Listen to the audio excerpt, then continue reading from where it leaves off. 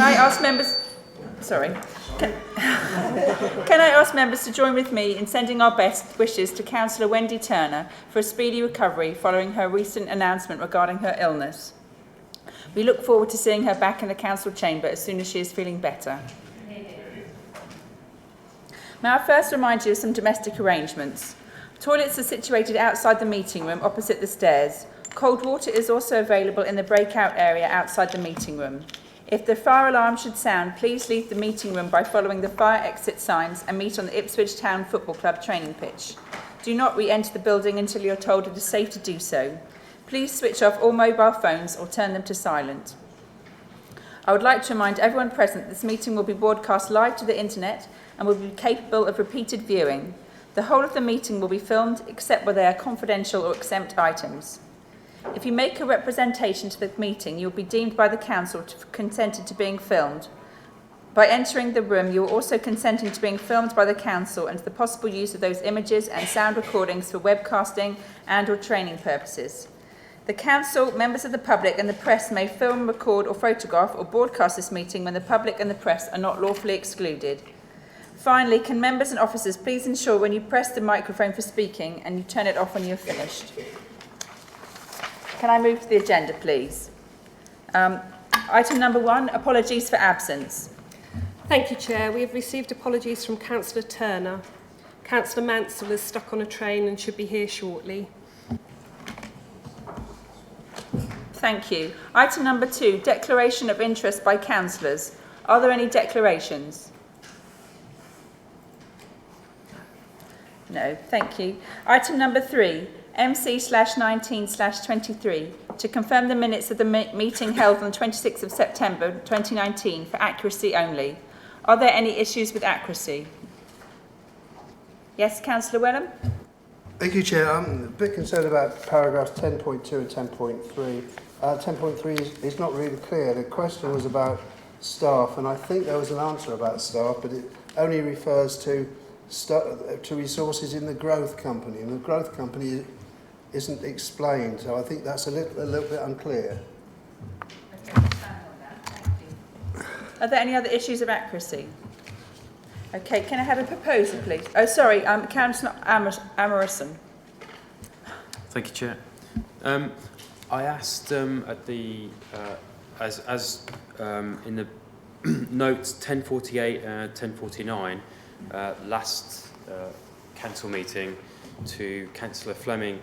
I asked about the discontinued recycling of Tetra Packs and what happens to these at the waste depot, and it was suggested that that would be answered after the meeting. Haven't received an answer, so I was just wondering if that could be answered and an answer provided to all members. Thank you. Okay, Jan's going to answer. Just to answer on that, we are collating all of those responses and they will be coming out to you in the next couple of days. Councillor Pratt, I think was... Did you have your hand up? Councillor Eburn, then. Thank you, Chair. Just to say that there were 6 other items mentioned in the minutes where questions were asked and it was said that the answers were going to be provided after the meeting. 1 has been provided today, and I really don't think that's good enough. And if the minutes are saying that a question is going to be, that information is going to be provided, then we're going to have to start asking for a time frame, because it's not good practice to actually say questions will be answered and then them not to be answered. Thank you, Chair. Fair enough. Councillor Stringer? Thank you, Chair. Page 24, 1514, it says that Councillor Hicks disagreed with Councillor Stringer. Now, that's perfectly normal. The issue I have with the minutes is the words emergency, climate and change are round the wrong way. It should be climate change emergency, not emergency climate change. Thank you. Okay, thank you. We can amend that. Councillor Pratt?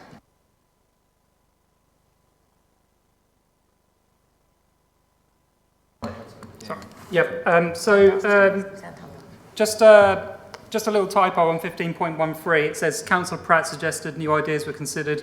Farmers who were entrenched in debt could provide farmland for rewildement. So rewildment, I believe, is a typo. I just would like to know if the term bewilderment actually reflects the administration's sentiment towards the woodland motion that was rejected in the previous meeting. Yeah, Councillor Matheson. Thank you, Chair. Yeah, 10.37. I thank Councillor Brewster for providing the answer, although only today. But the what was actually said didn't actually get minuted terribly accurately, and I'm very grateful to Councillor Geek, who seems to be able to get these things written down as fast as they're said, and she's got a correction which she'll give you in a moment.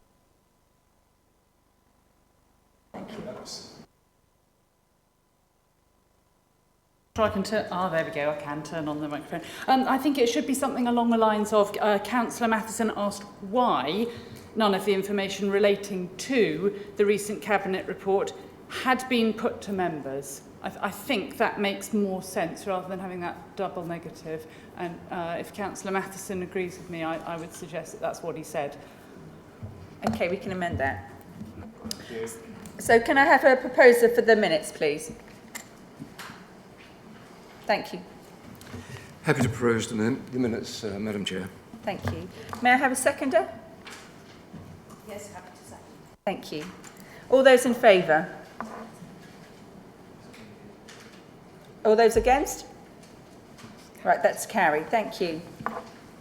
Moving on to agenda item number 4, the Chairman's announcements. I refer you to paper MC/19/24 to be noted. And also, I'm going to take this opportunity to invite you all to my civic service, which will be at Fressingfield Church at 3:30 on the 8th of December. So moving on to agenda item... Sorry, Councillor Phillips?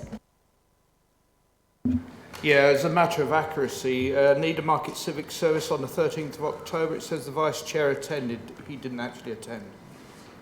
All right, okay, fair enough. Thank you. Agenda item 5, leaders' announcements. I would like to invite Councillor Morley to present her tabled update.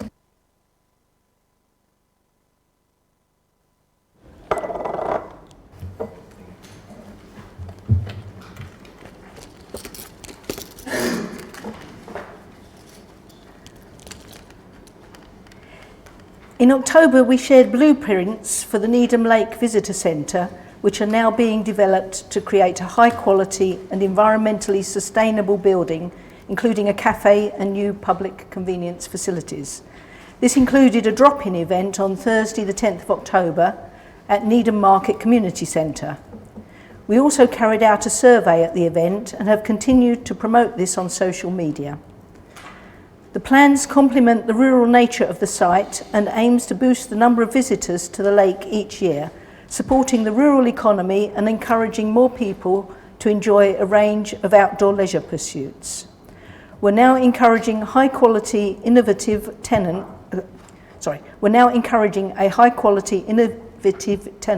to bid to manage the new visitor centre and cafe. Thank you and success of National Democracy Week, including our councillors' seminar. Thank you to everyone who took part in National Democracy Week. During the week, our councillors talked to groups we don't often see in the council chamber. The week kicked off with a panel of members from both councils holding an hour-long live webinar with pupils at Thurston Community College. Members covered a range of topics from planning to litter picking, responding to questions sent in live by the pupils watching. Later in the week, staff and councillors set out to local markets to speak with people about what the council does and how it shapes our communities, giving market goers in Stowmarket the chance to ask questions, find out more about services and discover what local government means for them. National Customer Services Week saw the launch of our new customer charter.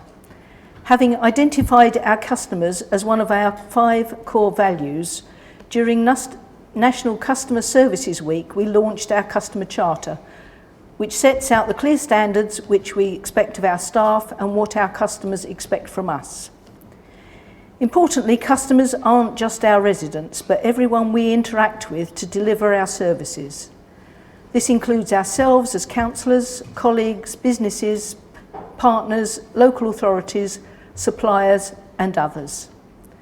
The week saw staff and councillors challenged to update their profile, add a voicemail, among other tasks, with stories shared from staff based in our call centres.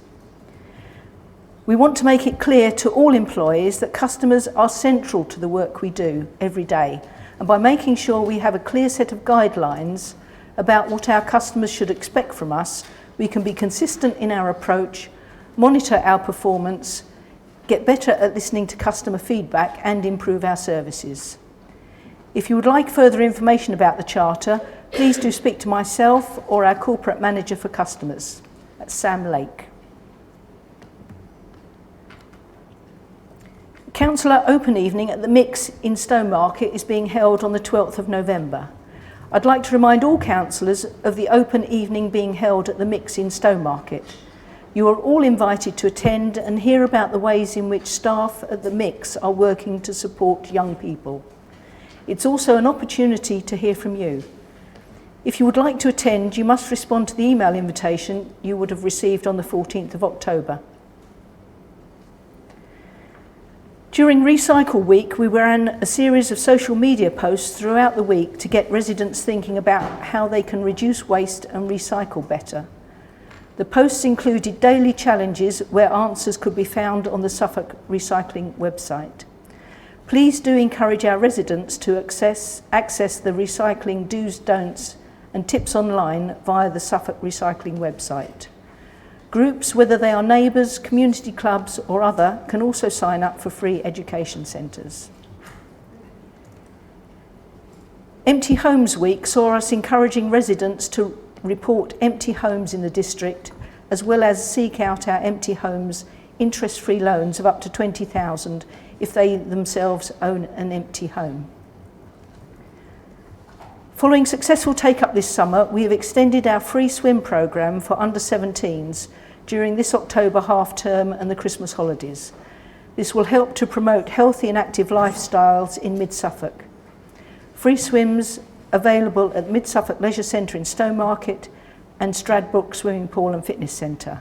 And please do encourage residents in your wards to take part. As I'm sure you're aware, planning for a total of 135 new homes were approved in February on both the former HQ offices and the former Needham Market Middle School site. Building work is due to begin later this year and should be completed by the end of 2020. We are continuing to promote our Tree for Life scheme in Mid Suffolk, which sees parents and carers of all newborn or newly adopted children in 2019 able to apply for a free tree. This is ahead of this year's deadline in January. The scheme also includes an option to apply for a memorial tree for parents who have sadly lost a child during this same period. We will be contacting successful applicants early next year to confirm when they can choose and collect their tree. Thank you, Chair. Councillor Carter, have you got a question? Yes, it's regards to the... thank you very much. I did wonder with regards... Are all councillors currently being followed on social media by the social media accounts? As I do believe national, I can't even say the word, it would actually be useful for able to share out regards information to all our demographic and all followers. Is it possible for all councillors of all parties to be followed? And if not, why not?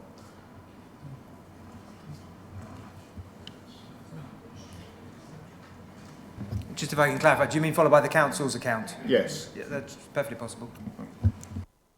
Councillor Eburn? Thank you very much, Chair. I have two questions, if I may. Firstly, this is the fourth meeting in a row where we haven't had leaders' announcements in good time. Much of the information on here, while useful, is at least a week old, and we could have been sent this report earlier with an update at this meeting. So please could I ask why this is such a consistent practice? Secondly, there's a headline second paragraph up on page 4 saying former HQ site at Needham, building work begins. Yes, it then says building work is due to begin later this year, so presumably work hasn't actually begun yet. But my question would be, was with regards to that, could you confirm how many social homes and affordable homes are being built on that site, and what is the net amount of housing we've provided in this financial year that's taking into account right to buy, as well as houses that we've then bought and houses that we're building? Thank you very much, Chair.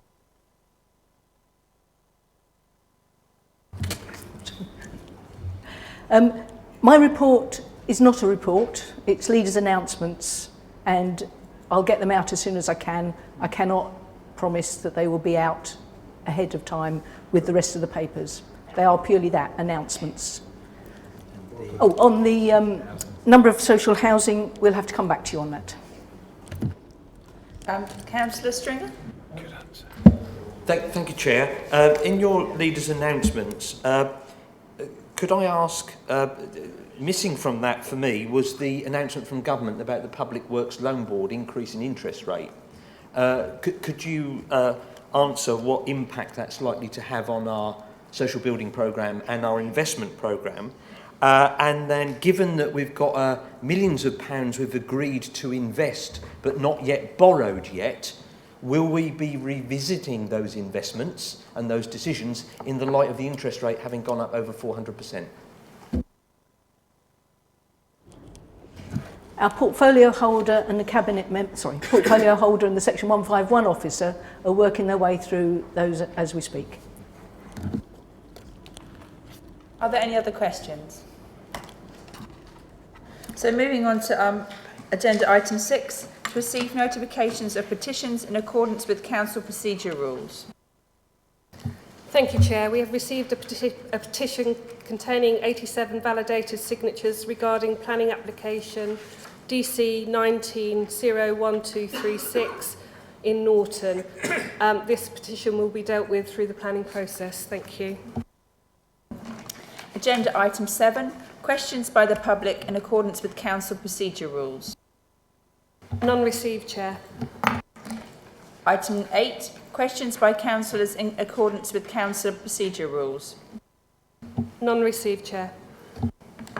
Agenda item 9, MC/19/26, overview and scrutiny committee report. I would like to invite Councillor Wellham to introduce his report, which is for noting. Thank you, Chair. You have the report in writing in front of you, I guess, or on your screens. I don't think I need to read it out. Has anybody got any questions that I could answer? Or any that I can't answer? Yes. Councillor Otten. Yes, on the work you're doing and obviously the review of the SIL process, I really feel that we need to make sure, I mean, it seems quite congratulatory, the scrutiny report, and certainly I was at a meeting with the SIL team and Network Rail. I really think we need to look at how we're going to deal with these SIL bids in a much more strategic manner. So I'm hoping that as part of the review team, they will be able to consider that. Okay, thank you. Is there any other questions for Councillor Wenham? Okay, moving on to agenda item 10, MC/19/27, Corporate Plan 2019 to 2027. I would like to invite Councillor Morley to introduce this paper and move the recommendation in the report.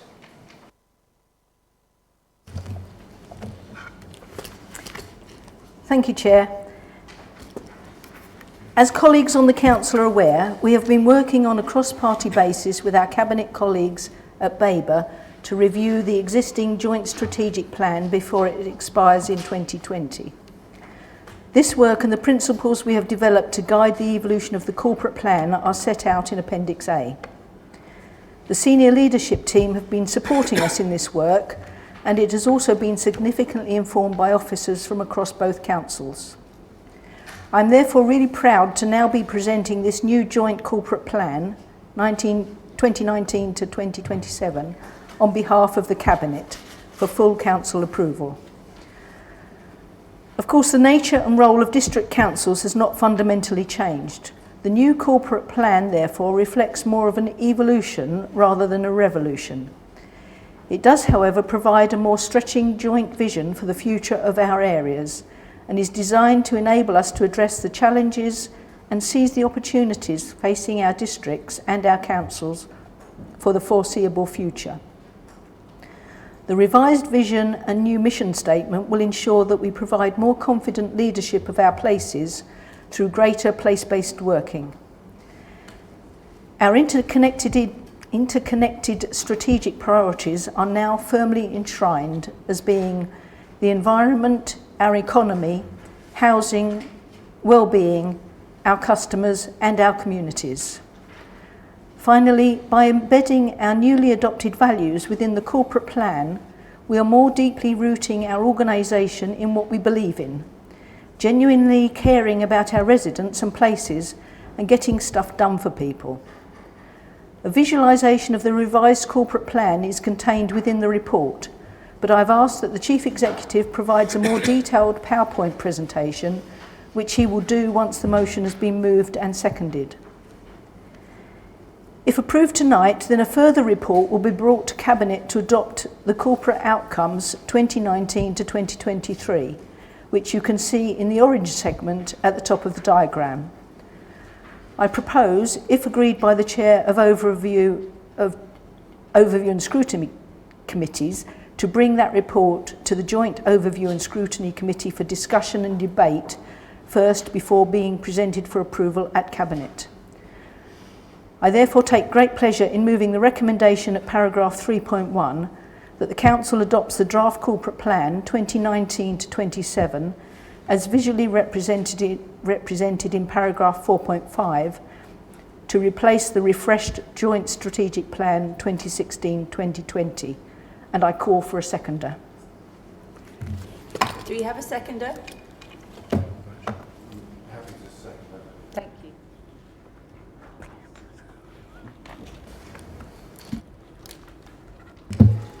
Good evening, members. I'll just wait for the technology to kick in so that I can use the PowerPoint. There we go. So as the leader has already mentioned, she's asked that I provide a more detailed explanation of that one-page diagram that you've got in front of you. Please do bear with me. There are 22 slides in terms of making sure that this is more detailed, and there's also a short video as well, which I will explain in due course. But I will take you through it step by step. For those wishing to look at the report itself, I'm predominantly focusing and be talking about the items set out within Appendix A of the report. So if you've got that in front of you, hopefully you will be able to follow that as I go as well. So I thought I'd begin, if I may, just by setting out what we mean by some of the expressions that you will hear me use a lot and that appear a lot within the diagram. And those are the vision, the mission, values and strategies. So when we say vision, and you can see there the vision statement within the document itself, when we say vision, we're talking about effectively describing the world that we want to see, the future that we want to see. And I'll come on in due course, but you'll hear how the cabinets, both for Mid Suffolk and for Baber, have been very clear that they want that to be a stretching vision. They don't want it to be something that's easy to deliver or simple to deliver. They want it to be a stretch in that regard. And critically, what needs to then go alongside a vision is a mission. And if I just briefly refer back to the document that you're replacing, the Joint Strategic Plan as we previously held, that had no mission statement. And that was a real problem, in my opinion, for the organisation, because it meant that the organisation, and particularly the officers, but also councillors, whilst we had a vision, and in fact we had two, we had a subtly different one for Baber and a subtly different one for Mid Suffolk, there was no mission statement, there was no glue, if you like, to make that join for officers between what they do day to day, all the way through to delivery of the vision that councillors had set out. So the mission in that respect sets out how the vision should become a reality. So it's that glue, as I say, in terms of making that vision become a reality. And it sets out what the whole document really means for this council in particular. We then move on to the values, and hopefully you'll be familiar with our values already. I'll show you those in a moment. But again, that's a key element that was missing from the previous version of the Joint Strategic Plan, the corporate plan, as we're now calling it. That was missing previously. And again, that's critical for me because the values are what sets the motivation. As you see there, the heart behind the mission, the drive, what it is that really fundamentally motivates us in terms of that delivery, what we believe in as an organisation. And so in the absence of that, we just had fine words. We just had a vision, but with no mission and no values sitting behind it, underpinning it. So that's one of the other key changes. And then lastly, you'll see a set of both strategies and strategic priorities, and I'll talk in a bit more detail about those in a moment. But clearly they are important because they set out the how. They set out the tactics by which we say we'll go forth and actually deliver the vision that you wish to see. So that just sets out some of the framework. And as I say, the previous Joint Strategic Plan and the refreshed version only had a vision and some strategies. It didn't have a mission and values. So whilst the document in front of you is just one page, rather than the 30 pages that we had previously, there's actually more in that one page than there was in the previous incarnations. Moving on then, and I'm just going to touch very briefly on values and strategy, because really what I want to focus on is the vision and the mission and where that diagram comes from. So our values will be familiar to you, hopefully. They're hung around my neck on my lanyard. You will have seen them within the office buildings. They are a work in progress. We are never going to be finished in that regard in relation to our values. So whilst they were adopted in the early part of this year, they're a continued exercise of embedding them into our organisation, making them absolutely real to all of our officers and hopefully also to all of our councillors. And they, as I say, set out what we believe in that helps drive the culture of the organisation in delivering the vision. Equally, in terms of strategies, many of the strategies that I'm going to talk about already exist. So you can see there a list of the 6 key strategic priorities and how they are encompassed specifically in terms of strategy documents. And you can see we've also set out the dates at which each of those various documents have been adopted, all the way through to the ones that were most recently adopted, both the communities and the homes and housing strategies that were adopted just before the elections in March. The odd one out there, if I flick over the slide, the odd one out clearly is the environment. We do not yet have a clear environment strategy, and that's part and parcel of why you set up a task force alongside the climate change emergency that you declared earlier in this year, so that will emerge from that task force. In addition though, and I'm just going to flick between the 2 slides, so do bear with me, you'll see there we have an economy strategy that was adopted in February 2018, but the economy is obviously constantly moving, and your Assistant Director, Fiona, has already indicated, in conjunction with the portfolio holder, her intent to bring forward a revised economy strategy during the course of, roughly speaking, the next 6 months. So that's one of the ones that you will be seeing a refreshed version of, because our economic climate, our environment in that regard, is constantly in a state of flux. And then lastly, in terms of these strategies, you'll see we have a leisure, sport and physical activity strategy. But you are all about, and you have been for a while, all about health and well-being, not just sport in that context, but the wider health and well-being agenda. And so it is our intention, if the corporate plan is adopted, and I suspect in any event, to bring forward a revised strategy that takes it beyond just being about leisure centres and sport, and being much more firmly rooted in health and well-being in all of its forms in that regard. So whilst we have, as I say, 6 strategies in that regard, they will continue to evolve. And that's critical, and I will use a sporting analogy, and I'll use a football analogy, which is dangerous because I know next to nothing about football, but I'll use the analogy anyway, which is, if you think about any given team, and I'll let you choose your relevant team, playing on a Saturday or a midweek game, they change their tactics depending upon who they're playing against that week.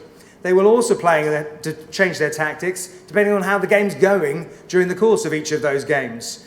Local government, dare I say it, not just Baber and Mid Suffolk, but local government more broadly, has a habit of adopting strategies that then stay as our strategies for 4, 5, 6 years.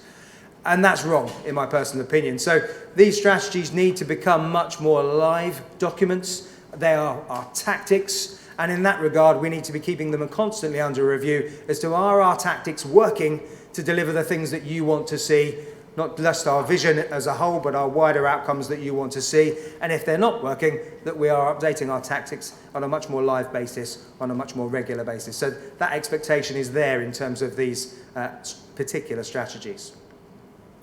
So I just wanted to touch on those briefly, but focus more specifically on the vision and the mission. As I say, the vision being the world you want to see, and the mission setting out our part as Mid Suffolk in how we make that vision become a reality.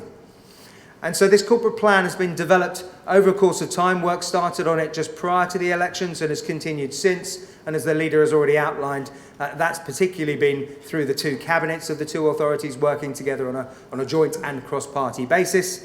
And what they did at the outset was set out some clear parameters, and you can see those set out, as I say, in Appendix A, and I just wanted to take you through those in a little more detail. So first and foremost, that we should have a single, clear and compelling vision. Single is highlighted there because that's not what we don't currently have. We have two visions, if you like. We have one for Baber and one for Mid Suffolk. That is complicating, it is unnecessary, and it certainly holds us back in terms of delivery. It doesn't help drive things forward, but the vision needs to be clear, compelling, and as I've said already, stretching in that regard.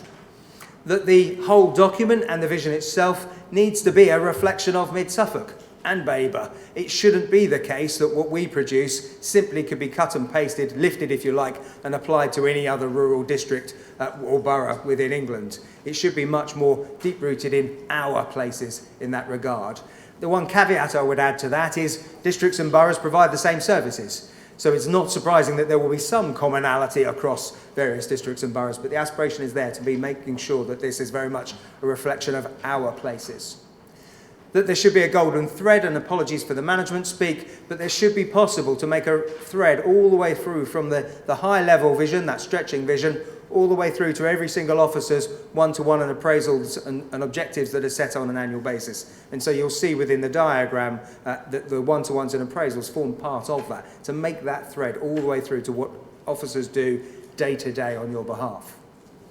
That the plan should be a longer term plan, and so what is proposed is that it's an 8-year plan, but we are a local government body. We have elections every 4 years, and therefore that it would be sensible to reflect on that plan just prior to and just following each of our elections to make sure that it's still relevant, but that it should be a long-term 8-year plan. And similarly, that we health check it just after any general elections, on the basis that clearly a general election can often lead to a change in our environment, our wider environment, and so it's sensible to make sure, not just in terms of our strategies, but in terms of our wider plan, that it's still as relevant as it possibly can be after a general election, which I understand could be sooner than we think.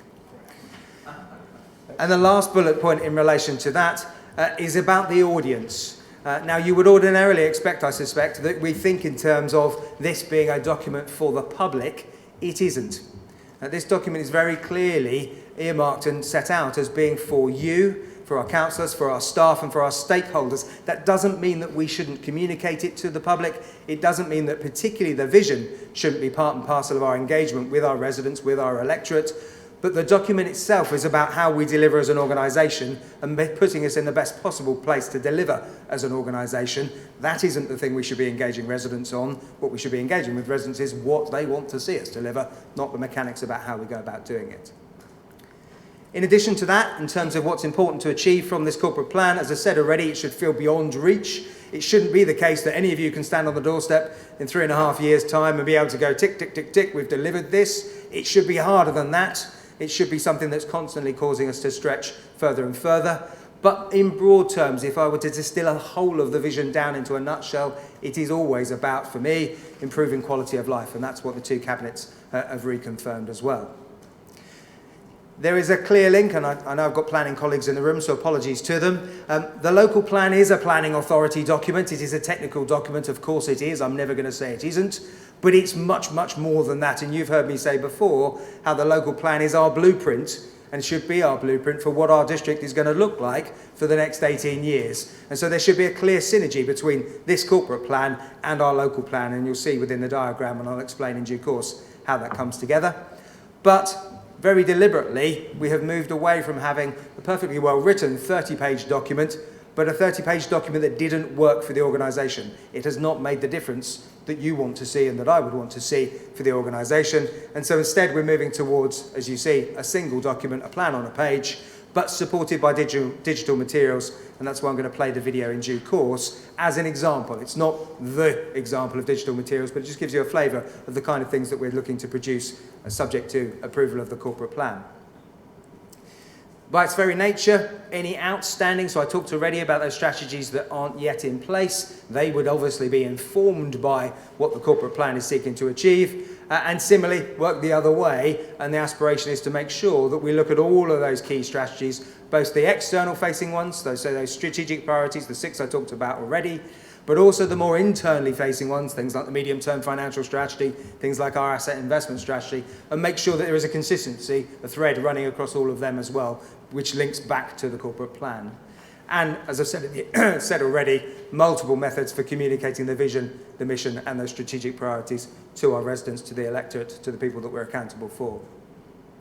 In addition to talking about what's important to achieve, what the 2 cabinets have also looked at is what's equally important that this plan should not be. So not just what it should be, but what it should not be. And they've taken the view that we don't wish to adopt a single model, if you like, as a council to all of our approaches. You may or may not be familiar with other councils elsewhere that have adopted things like the Easy Council. Some councils effectively, the Easy Council, which is like EasyJet, where effectively you get a basic level service and then anything else you have to pay extra for. Or the Commissioning Council, where the council effectively splits itself in 2, has a commissioning department that determines what it wants to see, and then commissions others within the organisation and outside of the organisation to deliver those on their behalf. And you can see other examples there. The point being, the cabinets don't want to simply adopt a one-size-fits-all single model. We are a complex, at times complicated and exciting organisation as local government, and therefore we need more flexibility than that. Similarly, what we shouldn't be doing is simply saying that we're going to do everything, and our corporate plan in that regard sets parameters in that regard as to what we are not as much as what we are. It shouldn't be style over substance, that should always be the case. And what it doesn't seek to do, very deliberately, is it doesn't seek to try and set all of the context within which we operate, because that context constantly changes. And so if it was trying to do that, the document would be out of date very quickly. As part of the development, not just the cabinets, but also a whole series of officer sessions have been held, mostly prior to the elections. If I just flick one slide forward. Yes, so over 106 officers engaged through a variety of staff briefings, and also the extended leadership team and the senior leadership team. And we focused not just on what we want to be for the future, and change is good in that regard, but we've also focused on what we need to make sure that we preserve. Because there's lots about Mid Suffolk that's fantastic already in terms of how we deliver things, and we don't want to lose that in that respect. And so these are the things, I'll let you read them for yourselves, or I'll pick out a few. So caring for our districts, our sense of duty, being friendly and welcoming as an organisation, being greater than the sum of our parts, the richness and strength and authenticity of our relationships, our local knowledge of our places, our links to those communities, how we value and how we act as custodians of those places, and how we work to protect and enhance the strengths of our characters of our various communities. Those are the things that officers say we already do, and that we need to make sure we don't lose through this constant, evolution as has been described by the leader. So as I said already, a series of staff briefings, away days, and joint cabinet discussions. If I distill everything that I've said, though, down into a very small nutshell of 4 bullet points, quality of life, as I say, overarches everything. It should be about ambition and aspiration. It's about prosperity and valuing our places. And I would say also not just reflecting historical qualities, but respecting those historical qualities as well. So if I now come on to the document, the diagram itself, and the best way to think of this is a bit like a dartboard, and we're working from the inside out. So the very inside, as I've said already, the world we want to see, that vision statement, great communities, building great communities with bright and healthy futures that everyone is proud to call home. But as I've said already, it needs to be supported by a mission statement, so providing strong, proud and inspirational leadership, striving for excellence, and together building great communities for everyone to live, work, visit and invest in. So those 2 components form the heart of the document, the heart of your corporate plan. And then, as I described earlier, the local plan is the next component part. And the next component part very deliberately, because it is that blueprint that describes what our world in terms of Mid Suffolk should look like for that next 18 years. And so again, the local plan has been put right bang in the centre, just alongside the vision and the mission. As we then work out from the document or outwards within that circle, you can see those 6 strategic priorities that I talked about already. They aren't new. As I said, we've had those We've had those strategies in place already, although it may be the first time that we're expressly stating them as 6 strategic priorities in that regard. And they are very deliberately shown in a circle with arrows going round like that, because none of them is deemed to be more important nor less important than any of the others. They need each other in that respect. Whatever we do in relation to housing clearly has a component part in relation to the environment and communities. What we do on well-being has a link in terms of the economy and the environment, and so on and so forth. They are linkage and symbiotic with each other, and that's why they hang together in that way. More than anything else, though, what I've talked about so far is documents and diagrams. They only become real by virtue of people. Local government is a people-based business. That's all of you as our councillors, that's all of our officers, it's all of our stakeholders. So those dots that look a little bit like paw prints, they aren't supposed to be paw prints, they're supposed to be people, and they symbolise the fact that this is about putting all of that together in terms of driving that, as I say, that golden thread through to everything that we do. And very deliberately wrapped all the way around the outside is what we believe in, so our values, so that linkage from our people and what they believe in and what we believe in as an organisation in terms of driving that forward. And then the very last component part are the more internal strategies, if you like. So our people strategy, our medium-term financial strategy, our assets and investment strategy, the nuts and bolts of things that you would expect us to have as an organisation and we need to have as an organisation. But again, they need to all be part and parcel, because if any one of those components is missing, it doesn't work. It won't work in terms of our overall delivery. So they all hang together as well. So as I said earlier, I just want to play a very brief video. If I just give you an explanation as to what this is. Hopefully many of you will have seen it already, because as you walk around the offices, it is playing on the large screens in those offices. It was prepared in the early part of the summer for our staff conference, and it was also prepared as part of wider marketing materials for recruitment more generally. But you will be familiar and notice some of the expressions, because obviously it's been prepared in conjunction with the development of this document as well. So there we go.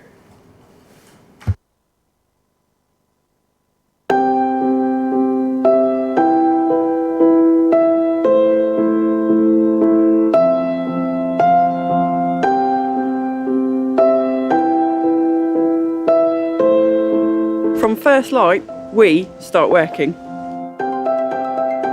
Babur and Mid Suffolk are really great places with fantastic, bright futures. But what's even more important and what makes them fantastic are the people. The residents and the tenants that we work for, our councillors who volunteer their time to our communities, and all of our staff who are incredibly proud and passionate and care about their communities and making them even better for the future. Everyone deserves a safe, warm home. We're working hard to build new homes and create settled communities to help our residents live happy and healthy lives. We've helped thousands of families with our Homes to Let scheme and helped return over 300 previously empty homes back into use. We're working to make Babur and Mid Suffolk communities healthier, happier and safer places to live.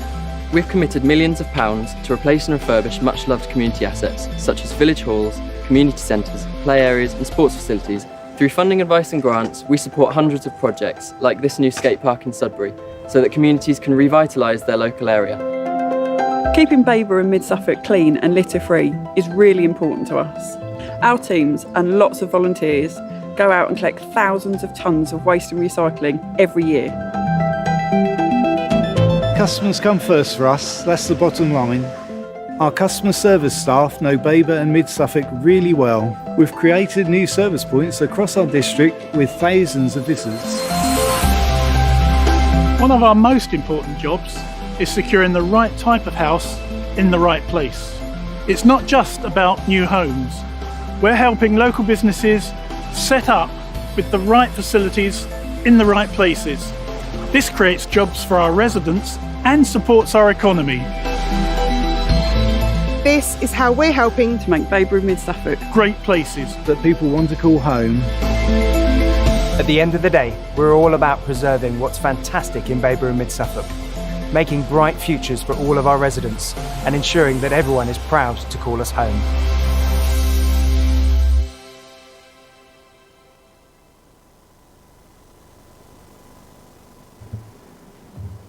So I've said already that video wasn't produced specifically for the corporate plan. and more particularly, although you are all in it very briefly, if you blinked you will have missed it, but you will have seen some filming. I'm not sure if you even knew the filming was happening. You are in it very briefly, but obviously in relation to the corporate plan, if it's adopted tonight, that's the kind of digital material, not just that we would look to produce to provide that explanation, particularly for our public. But critically, you would be in it a lot more in that regard as well, because as I say, at the moment, councillors aren't in it in that regard. So I've got one last slide you were pleased to hear. If I can make the technology work. There we go. So what next? So subject to your approval of the corporate plan tonight, and the leader's already alluded to this, there's lots that comes next, but one of the key components that comes next are the corporate outcomes, so the specific corporate outcomes that you would want to see over the course of the next 4 years running up to the next set of elections. They aren't fixed in that regard, they're not set in stone, but it's important that we have those, and I'm certainly considering those as being the senior leadership team's service plan, if you like, in terms of what those should look like. And as the leader's already alluded to, subject to her conversation with the Chair of Scrutiny, those would come through for consideration at joint scrutiny first before coming through to Cabinet for approval. But that's just to give you a sense of what comes after consideration of this document. So that's all I had to say, and I'll hand you back to the Chairman.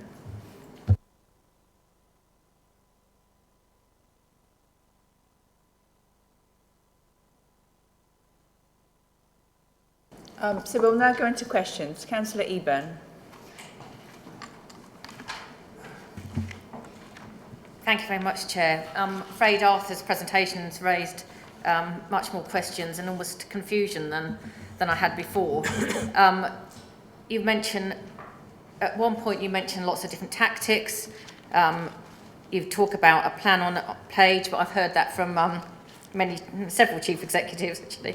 And I seem to recall sitting in a room where we, many years ago, talking about the brightest future for our residents. So I'm glad to see that that's still there. But going back to the tactics point, you've kind of one of my concerns is how would I relate this plan to residents? I can't see from what I've got here how this is helping residents. How do they get involved with the constant review that you mention and the change of tactics that are going on? So how does this plan help residents, and how do I translate it for them? And secondly, you mentioned this is a document for you. I presume you mean us here and our stakeholders, but then you say that residents aren't part of that.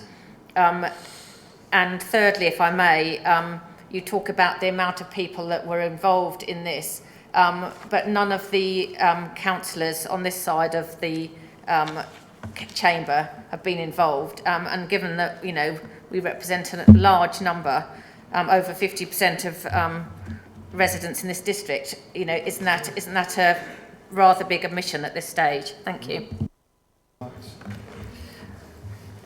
I'll deal with the officer-based ones and leave the politics to others, if I may.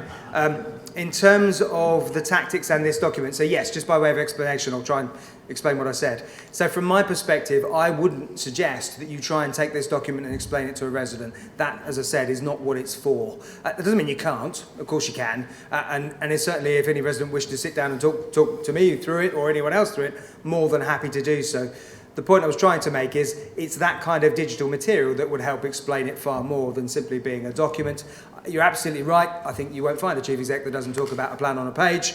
I would argue you sort of had a plan on a page, as in there was a page with a plan on it. You just had another 29 pages attached to it. So it wasn't really. Whereas this is a genuine attempt at the request of councillors to try and distill it down to simply that one page. In terms of the tactics, again, more than happy to sit down and try and explain those to residents as we go, but it's those strategies that set out what those tactics are. And again, I think the key thing for me, and I hope this isn't a statement of naivety, we should be engaging with our communities to help define those tactics. But ultimately, more importantly than that, I would say, it's our job to engage our communities to find out what they want us to do. It's then for us to worry about the tactics of making that become a reality and whether we are or aren't.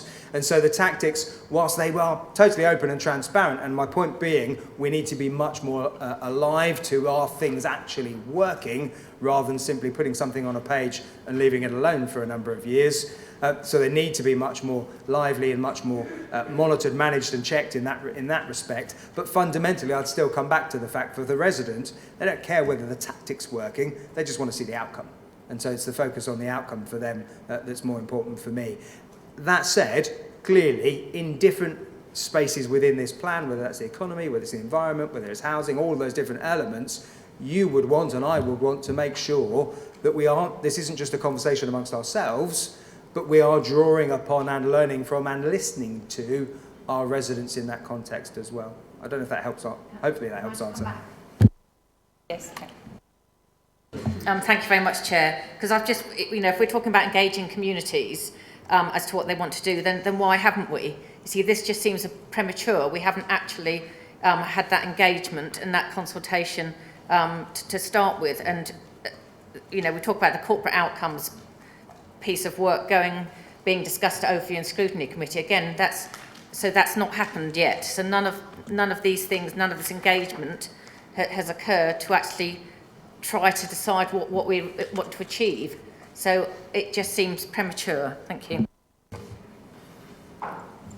So in terms of the sort of build-up of the document, if you like, or the build-up of the process, there has been, and you are constantly engaging with your communities in a variety of ways. So you adopted a housing strategy, you adopted a community strategy earlier this year. That involved engagement with the communities. You are dialoguing with your communities on a daily basis and clearly are representatives of them in that regard as well.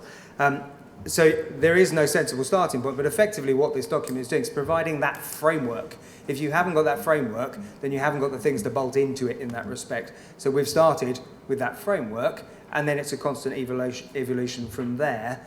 But it's also a balance between, and I would say this as an officer, a balance between that engagement with the communities and asking them what they want, and your community leadership role of providing them with some of those answers as well. So it's that balance between the two. It's not always one or the other, well, certainly not one or the other. It's that balance between the two, and providing that leadership and vision, I would argue, should come from the council. Councillor Passmore. Thank you very much, Chairman. I was just going to say perhaps we should recommend Arthur the Chief Executive for a BAFTA award after that film. So I'm very impressed with that, Arthur. But on a more serious note, I actually think this is a very, very good starting point, and I'll tell you why I think that, and I would be interested in your comments. Yeah, just if you kindly don't interrupt, I'll just get there. So what I was going to say was, before I was interrupted, take the point, if this is to be seen at a very high-level strategy, surely it is up to us then to engage with the communities to develop, as you say, the tactics and so on in order to feed in underneath. So the question there really is, how would we see that happening? It's clearly an iterative process, which I think is ideal. I think it's got most of the strands in there. What sort of mechanism might you be thinking of as to how we can then feed in and how it would be changed? You're going to have working groups, or what sorts of methods can we have for feeding in what, after all, is part of our role? That's the question. So for me, you've got two main components, and they're set out within that document, which is the customers component and the communities component. So what you didn't have when you adopted the community strategy earlier in the year was the piece of work that needed to run alongside that, which was the action plan. So you set out the framework. The team, through the Assistant Director, through Tom Barker, are working on the development of that action plan, and that will set out how you engage on a regular basis with your communities, not just in terms of their community space, but on all these different variety of topics. So that will help you in that respect. But it clearly isn't a one-size-fits-all, and hence my point about tactics in terms of what works. What works in a rural area will be different to what works in a town. What works in one town will be different to what works in another town. It's about your local knowledge in that regard of to who those key players are in those spaces to engage with at that time. My preference, the ideal from my perspective as Chief Executive, is that get to a stage whereby you are consulting less often, but on really important things, but you are engaging 24/7, 365, and more often than not, that is listening rather than talking to. And that's not easy to do, and it has to involve a variety of things. Social media that we talked about earlier is one component of that.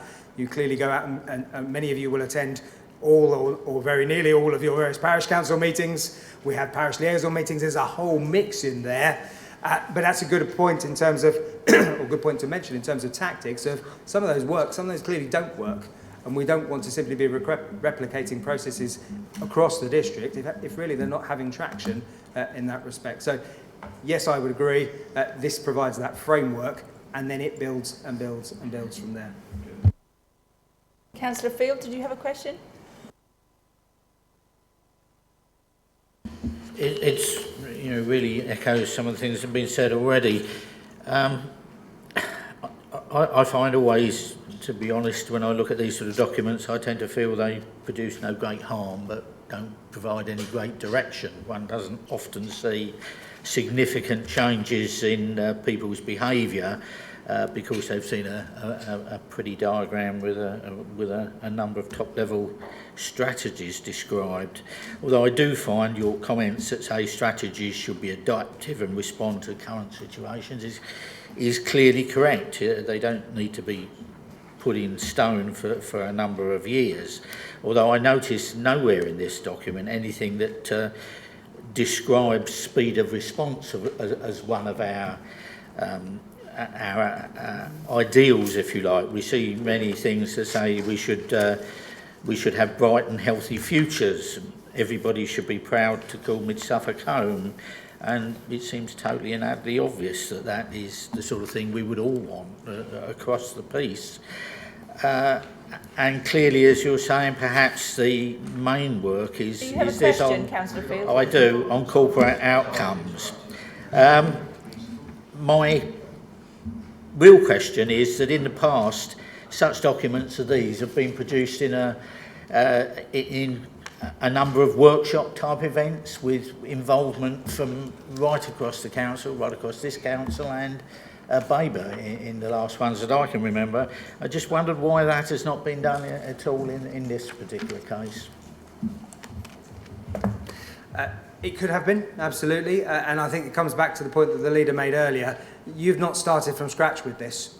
This has got your work from previous incarnations written all the way through it, and so this has been an evolution of what you already had, a condensing and a coalition of what you already had, rather than starting from scratch. We absolutely could have had, and can have if you wish, lots and lots of workshops. My priority is to get quickly to a position where you're delivering outcomes, not spending lots of time sitting in workshops, particularly not if you're concerned that it ends up with the same stuff anyway, in that respect. So I take the point, absolutely we could have done. On this occasion we haven't. There's no malice meant in that. It's nothing necessarily to be read more significantly into it than that, but it's critical. The one point, I'm not sure if it was a question, but I just wanted to come back on it. You are absolutely right, if it was a question, which is that just having a document isn't going to make a blind bit of difference to how my staff perform. But without that document, I haven't got that start point to be able to have that dialogue, that engagement start to begin to change the cultures and the behaviours.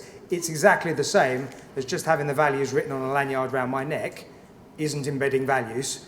It's everything else that we do alongside that. So we have a session with the extended leadership team on Tuesday in anticipation, hope that this is approved, that we will then work through with them as to how we then take that forward with the staff to really make this real for them. And particularly if you look on the wheel at the bottom quadrants, if you like, so the appraisals and the one-to-ones, the key thing for me about that is, as I said before, drawing that golden thread. The previous incarnation that you had, the 30-page document, bluntly, when I ask staff, have they read it?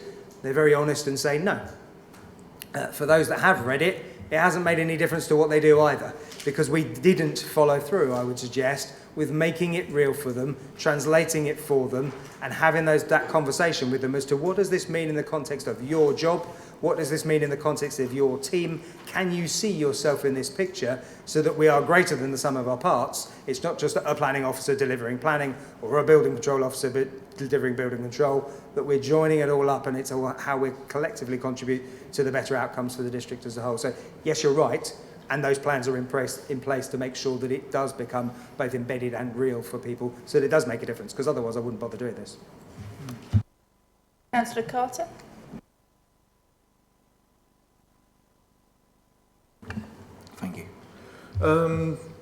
Failing not to ask on Councillor Passmore's comment, would it be more rotten tomatoes rather than anything else?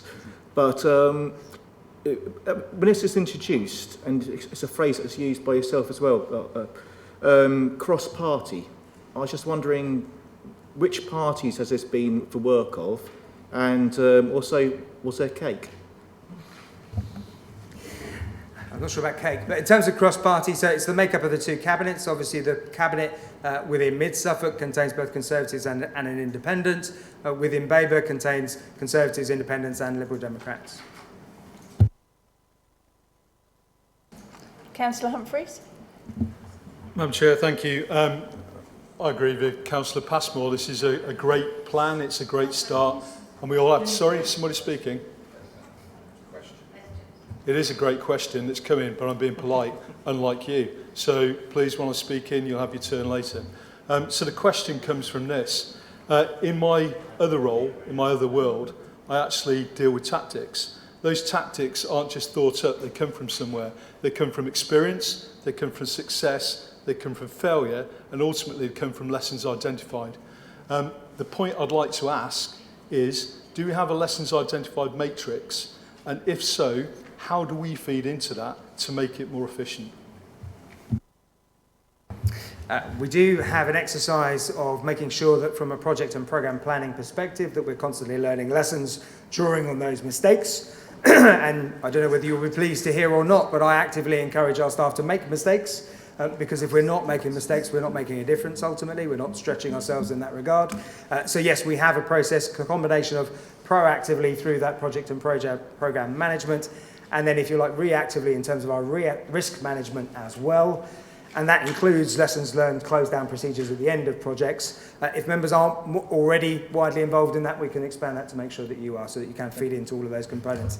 That tends to be through the Cabinet, but there's no reason why that can't be more widely spread. Councillor Scott. Thanks, Chair. Well, we've heard from the Chief Executive of how it was dealt with on a cross-party basis. I have to say, it was inevitable it would be dealt with on a cross-party basis because Baber's Cabinet is cross-party. What we haven't heard from, and I won't expect the Chief Executive to do it, but I would like an answer from the leader is, why was it not done on a cross-party basis thus far here at Mid Suffolk? Because I don't think the question has actually been answered.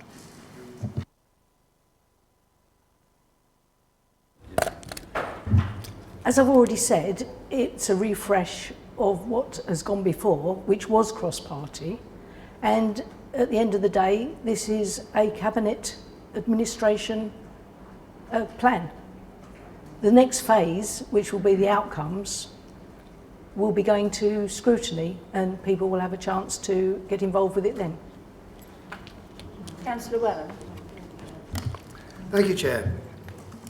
Can I follow on with the football analogy?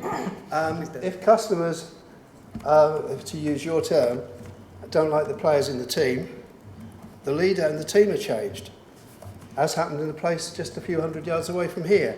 So I asked the Chief Executive, was this part of his thinking, and is the plan flexible enough to accommodate that? I've got 4 other questions. Cross-party. Sorry to come back to that, but I really think you need to explain how the views of the majority of voters in Mid Suffolk were taken into account.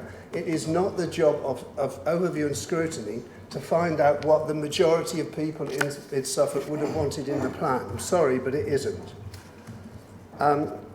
So next is our vision to build, your vision to build great communities and so on.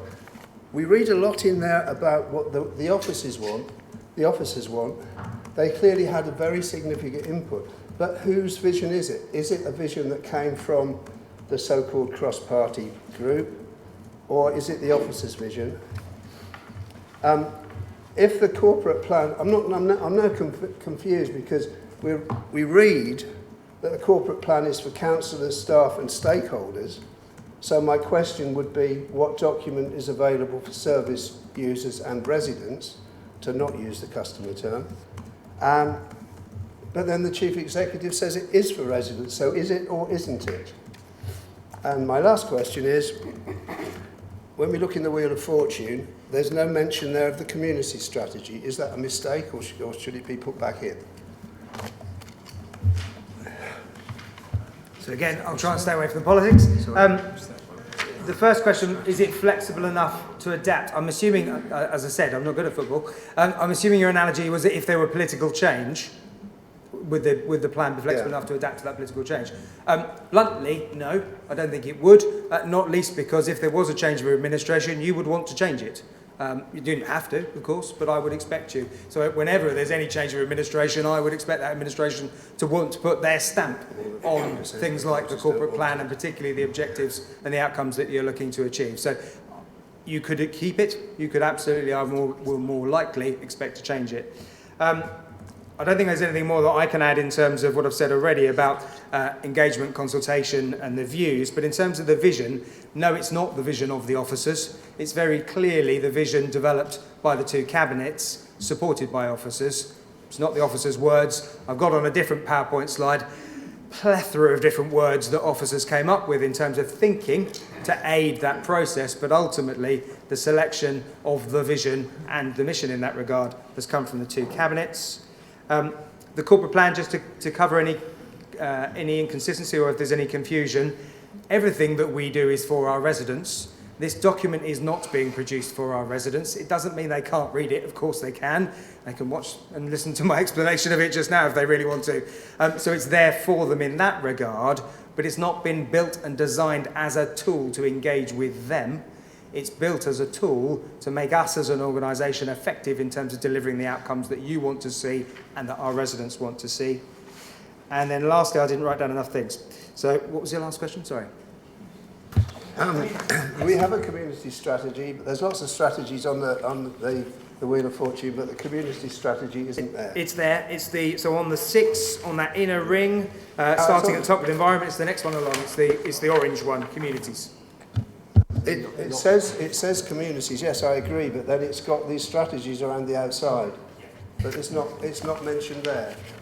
So for clarity, each of those 6. I've referred to them, and the expression that I use is those are our strategic priorities. So the economy, environment, communities, wellbeing, customers and housing.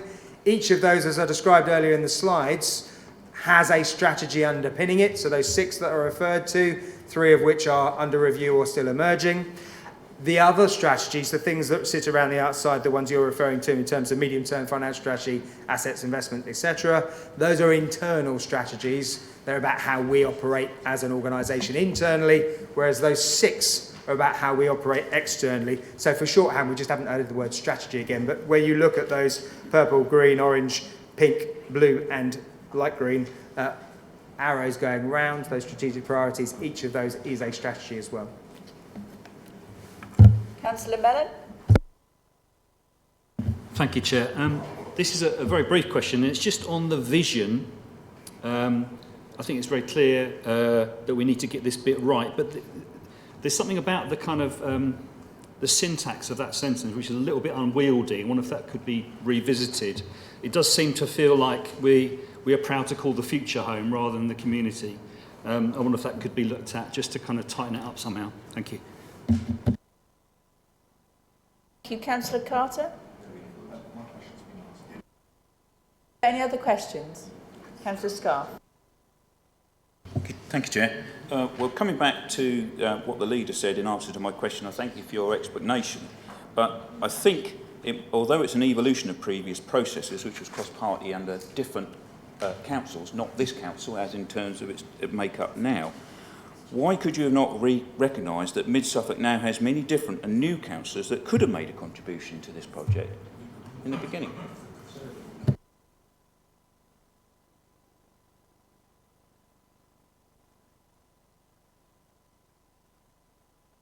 Councillor Stringer. Thank you, Chair. I wasn't intending to say too much on this, but the more I hear, the more confused and frustrated I get. Have an awful lot of time. We're in debate now, aren't we? No. I thought we were in debate. Sorry, I'll wait until...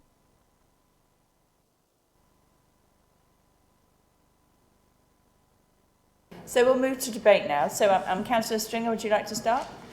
Thank you, Chair. As I said previously, the more I hear, the more slightly confused I get, as well as frustrated, I have to say. I have an awful lot of time for our Chief Executive. He knows that. I have immense respect for him. But for him to come up and say today that he doesn't want to get involved in politics, I think you've just waded your size 9s right through the middle of it, frankly, with this document. I get the idea of mission statements. If you're going to draw up a mission statement, you've got to take everybody with you. And to suggest that 50% of the room has no input into this process, frankly, I find insulting. I don't believe that we have all of the good ideas over there. We've had some excellent questions from across the other side of the chamber tonight. I wouldn't be so blind or so silly to think that we had the franchise on good ideas. But to suggest that we had no idea or nothing constructive we could have put into this process, I find frankly insulting. I have huge issues with mission statements and straplines, because I think any organisation that needs to come up with one has got a problem. You've identified a problem in the paper. 4.3, it says that the councils need to focus upon providing more confident leadership. Well, hang on. We've had confident political leadership since 2003, haven't we? So how come we've got into this muddle that we then need to have some strapline and a document that confuses and is not for the public, it's just for the workers? We should have been able to ingrain the ethos of Mid Suffolk and Baber into our workforce without having to come up with this stuff. I'd like to quote a really good strapline for you. See if you can guess who this is. Our aim is to ensure we are working at every step to limit the impact of our business has on the environment while maximising the social and economic benefits that travel can bring. That's Thomas Cook. That was done about 6 months ago. Brilliant. So I think this document shows there's been a lack of clear political leadership here. I think we do have some problems within the culture of our organisation. It's had all sorts of issues over the years, and it's been put down to various issues. Oh, it's because of the move, people are settling down and various things, and we never quite seem to get there. I really, really wish this document would get somewhere near it, but I frankly don't think it will.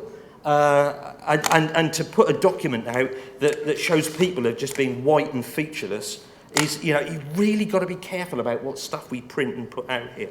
And I think this is a bit of a mistake. And it's within the mission of it. I don't understand why the vision and the mission aren't the same. I can't understand that for a minute. Why do you want to exclude working and investment from our vision? I don't know. But equally, what's missing from it? What I'd love to have put in here, why not make Mid Suffolk a great place to come and create in, or to be inspired by? That's not even in our vision or our mission statement. So I really, really think it's a missed opportunity, and I really, really feel bad that we weren't able to have any part of this at all. Thank you. Councillor Mansell. Thank you. First of all, apologies for being late. Please blame Greater Anglia. I've listened with interest to what has been said about this draft corporate plan. And personally, I'm in favour of something that is simple and on one page, because I don't like reading 30-page documents either. I tend to have a policy that any report I write sticks to one sheet of A4 because people aren't going to read it. So the concept of having a visual representation of a corporate plan, I'm totally behind that. But we've heard that this is based on the previous incarnation of our strategic plan. And I'm sure I'm not the only person in the room who was here 4 and a bit years ago when we did discuss that previous incarnation shortly after the last round of elections. And yeah, we had some workshops, and it was great because we got to know some of our colleagues over in Baber, we got to know one another, we had joint workshops, and we came up with the 30-page document that we're now trying to develop. So I too am absolutely flabbergasted that we didn't have any involvement in 50% of the council, which has already been said. It just seems wrong to me that, since that previous incarnation, which we were talking about 4 and a bit years ago, the council has completely changed its structure. There are an awful lot of people who weren't here 4 and a bit years ago, and some of us were there, and yeah, we had a little bit of input. But we have no ownership. 50% of the people in this room have no ownership of this corporate plan. And if it's got to be our values and our beliefs, and we've got to go and use it in our work with our parishes, sorry, we need some ownership. I'll leave it there for now, listen to what other people have to say. Councillor Eburn?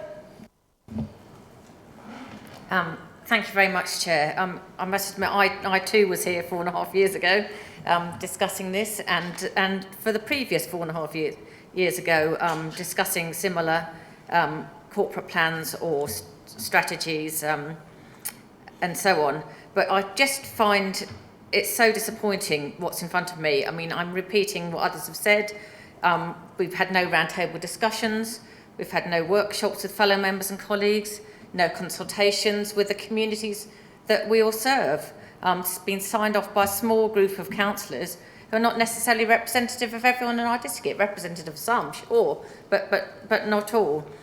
And remember, you know, you guys opposite me, you can put these things through casting votes, so that's fine. But wouldn't it be great to engage us on this side? And beyond that, this plan would have been a fantastic opportunity to engage across our district with residents, with businesses, with charities, with young people. Look at the reaction to the Thurston Community College. You know, and that gets replicated when we all go and talk to young people.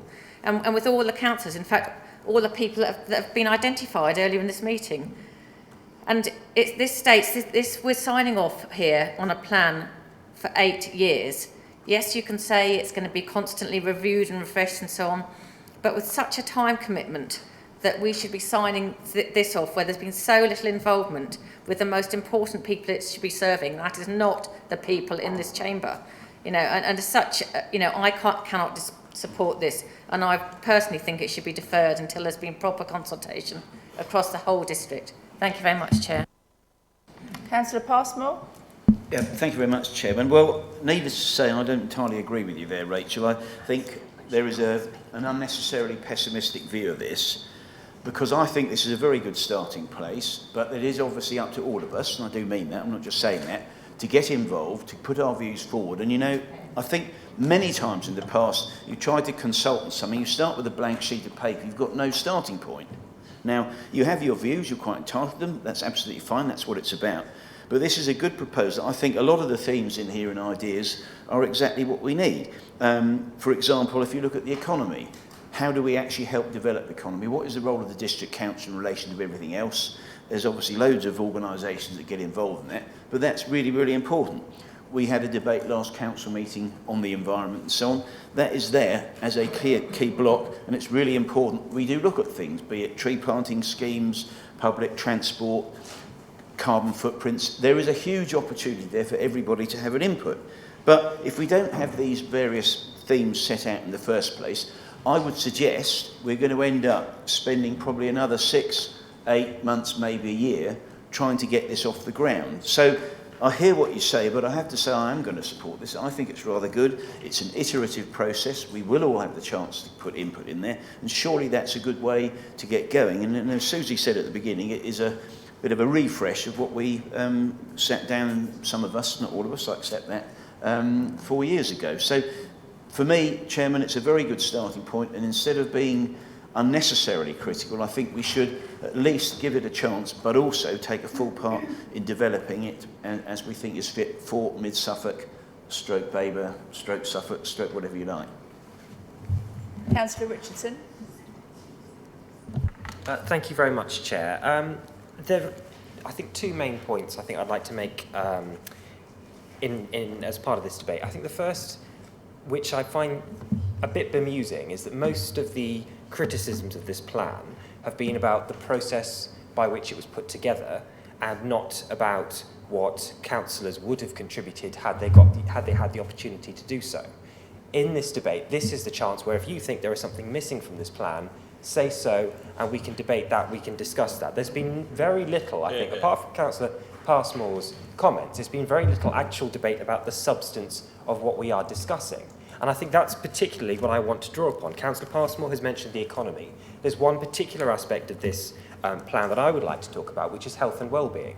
Because the relationship between sport and leisure and wider health and well-being, it is obvious, but I think it shouldn't be overstated.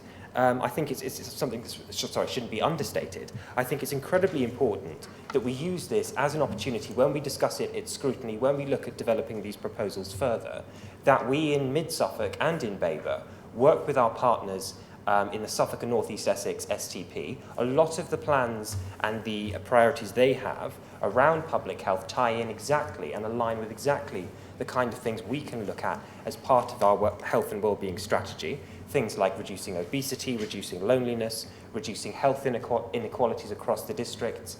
Those are really important things that can have a real tangible benefit across the districts and can have a real positive impact on the NHS. And I would really hope that that is part of the outcomes that we look to obtain as part of that particular strategy.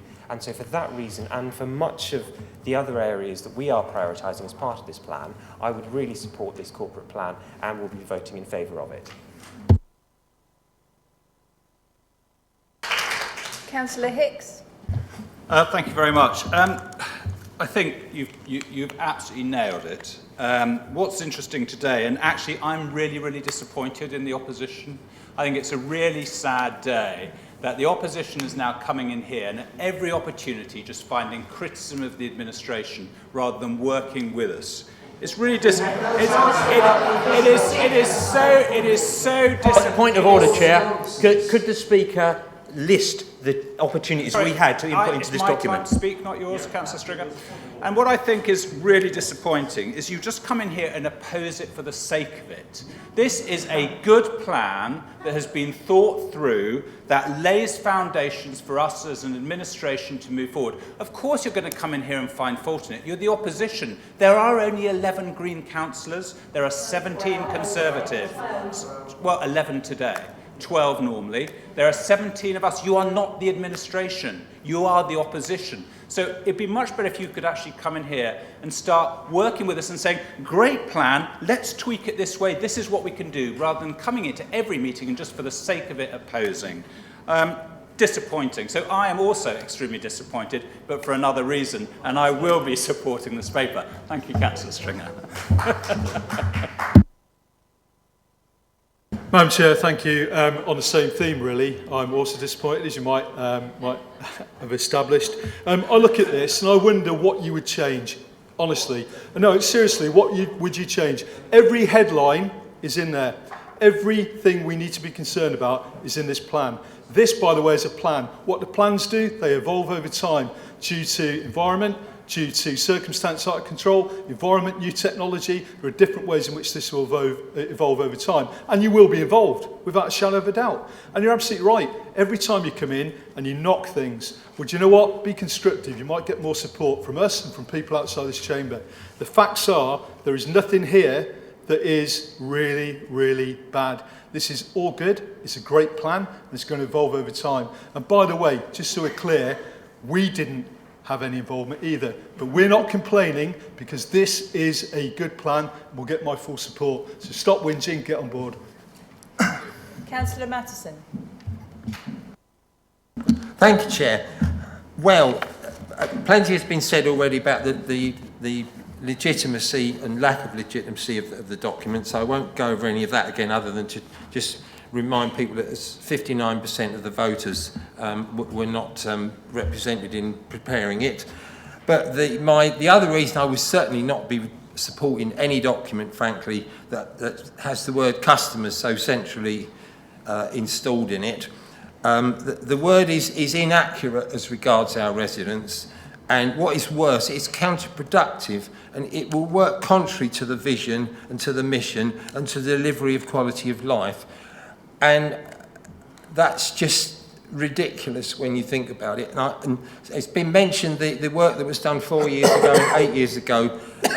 Yes, interestingly, 8 years ago, I asked the assembled multitude of the two councils as they then were, when we first met them really, when we were talking about how to work together, I asked them whether they wanted to use the word customers in the vision statement that was being prepared at that time. And the answer by about 75% was no. don't like the word. So nothing changed there. We've still got the wrong word in there. Well, no, in fact, we've reintroduced the word because we did drive it out for what, 4 or 5 years, Andrew? Councillor Geek.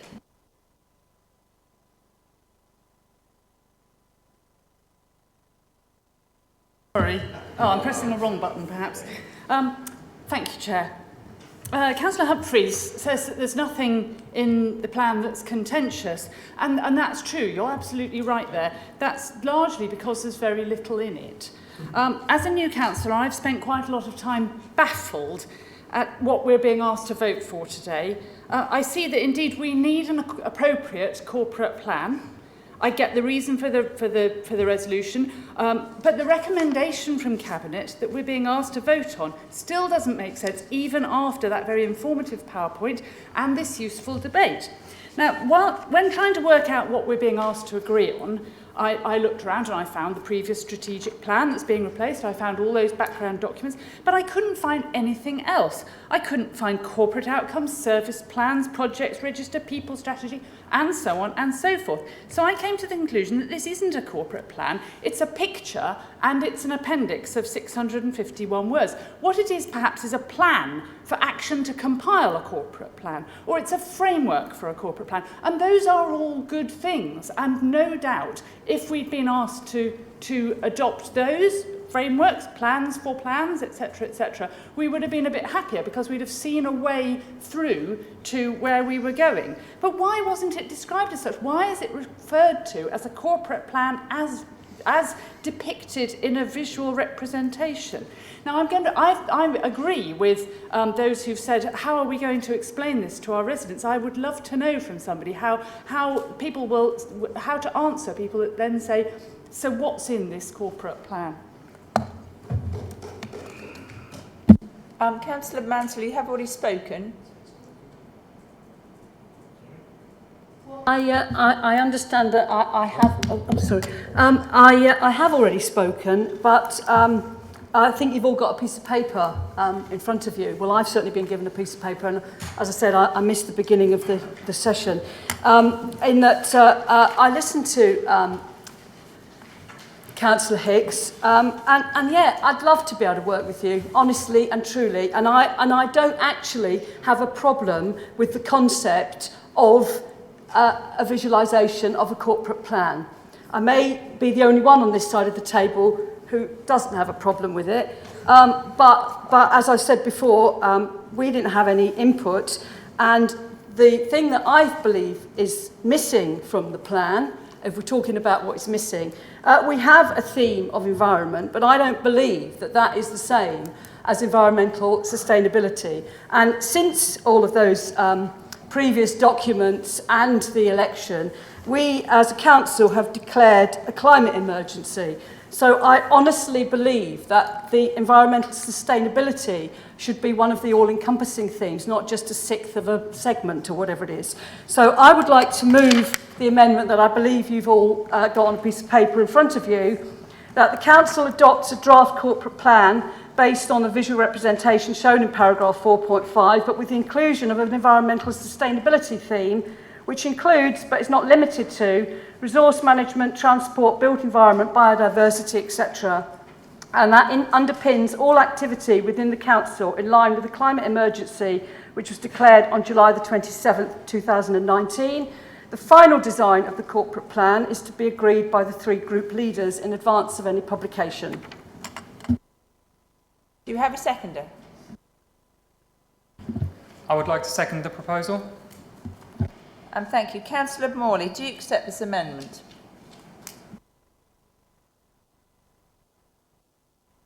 I do not. So we'll move to the debate about the amendment.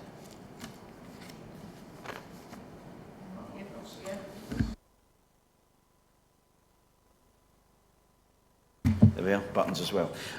Get it in this side as well. No, I can't accept this. I understand the principle, but for me, if you try and draw everything down on a too narrow basis, we've already got loud and clear in there the environment. We're all concerned about these things. I absolutely get your point, but I think as things can change, having that block there to include all sorts of parts of the environmental impacts. For me, that's enough. And if you tie yourselves down too tightly and circumstances change, it causes difficulty. And what happens if all three group leaders do not actually agree?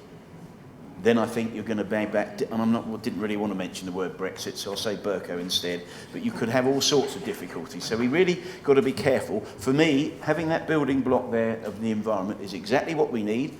Absolutely agree with that, and that's why I should be supporting it as it is, but I'm afraid I can't, Sarah, support your proposal here. Councillor Stringer. Isn't that a shame, really? Because this amendment actually complies with what you were calling out for earlier, trying to work together. Yes, we're upset because we've been excluded right up until this point. We make our point, we stamp our feet, and then we try and be constructive. And wouldn't it be horrible if we needed to change our tack, which means we're locking ourselves down? So if suddenly we became truly environmentally sustainable as a council, this would stop us changing our tack. Wouldn't it be a wonderful place to get to? So I think that's rather dancing on the head of the pin. So I personally think I just see the amendment as actually trying to do what you've criticised us for not doing to date. So happily support the amendment. Councillor Fleming. Yes, I feel I need to say something about the proposed amendment. Where I have every sympathy with the idea of incorporating environmental considerations into everything the council does. We already have environment as one of our main missions here, visions, whatever you'd like to call it. I don't see why adding anything else to it in terms of the plan can do anything but muddy the waters. We're not suggesting that for any of the other topics. Why are we doing it with environment? I'm not sure.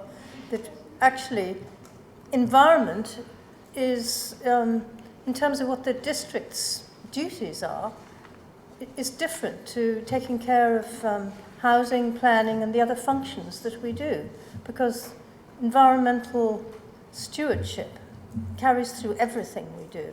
And I think that will be made very clear when the task force finishes its work and we have a new environmental strategy that brings that very point out. So I will not be supporting the amendment. Councillor Eburn.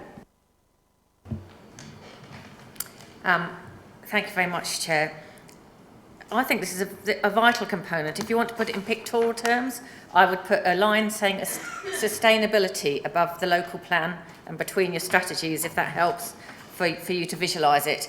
This is a vitally important amendment, and this is, again, as you say, working with you here. It's unfortunate that we get to the point of a full council meeting where we can make these kind of points. It would have been great to workshop them with my colleagues. But we're looking at sustainable homes. So you're telling me within our housing element, we don't want sustainable homes. We don't want low heating bills for our residents. We don't want to make them more affordable for them to live in by having well-insulated homes so that with their low bills, they can afford to take that part-time job and also their job as a carer within their own family. You know, by encouraging volunteers to look after their parish greens and make them pleasant places for wildlife. That's be a great thing to encourage, to ensure that within transport we're having interconnected footpaths for people to be able to walk to work, to be able to integrate better with a bus service. This strand runs throughout everything we do as a council. We've declared a climate emergency. In fact, you are the ones that actually put forward a climate emergency, and we supported you in that. So it actually underpins everything that we do, and it hopefully will be running through the local plan when that is actually the final draft comes out. So I think there is no reason whatsoever to vote this down. It's so clear where it should be positioned and how it should be as at the actual heart of everything we do as a council. Thank you very much, Chair. Councillor Hicks. Councillor Richardson. Thank you, Chair. I have to say I'm slightly sceptical about this motion for two reasons. I think firstly, which I'll touch upon later, that it's not really a single amendment. I think it's realistically two. Firstly, around the issue of environmental sustainability, I can see, I think, where this principle is coming from. But I think, firstly, because this environment strategy is still emerging, I think it would be wrong to try and say that it isn't sustainable, that it's not, unless we see the actual finished product, it's not for us to try and try and define it in advance.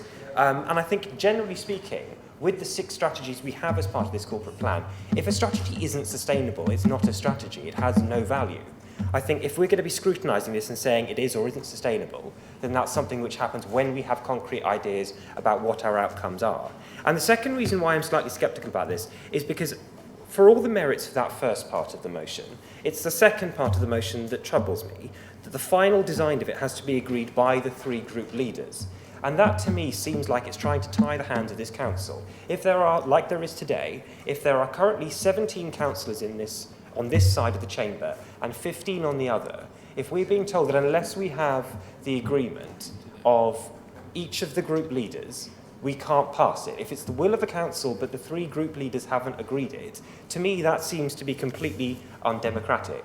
We are putting this out for discussion in scrutiny. If there's improvements to be made around sustainability, let that discussion happen there. But I think we should reject this motion and support the substantive corporate plan. Councillor Geek. Thank you. Worked out my buttons by now.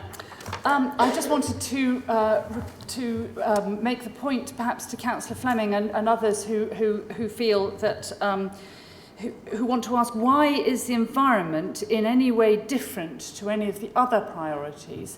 Well, I would draw your attention to the climate emergency that was announced by this council on the 27th of July.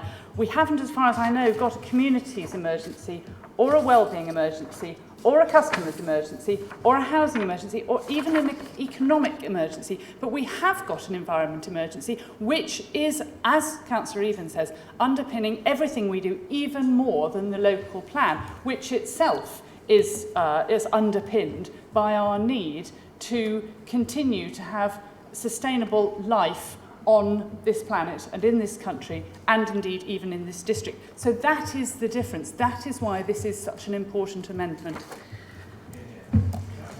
Councillor Humphreys. Madam Chair, thank you. I'm actually going to offer you a big hug, actually. Councillor Mansell, it's really nice that you're candid enough to agree that this is a good plan. And thank you for being honest. It's really appreciated. Thank you also for the comments about the environment. We share all of those comments. We live in the same planet. We're completely with you on that, absolutely.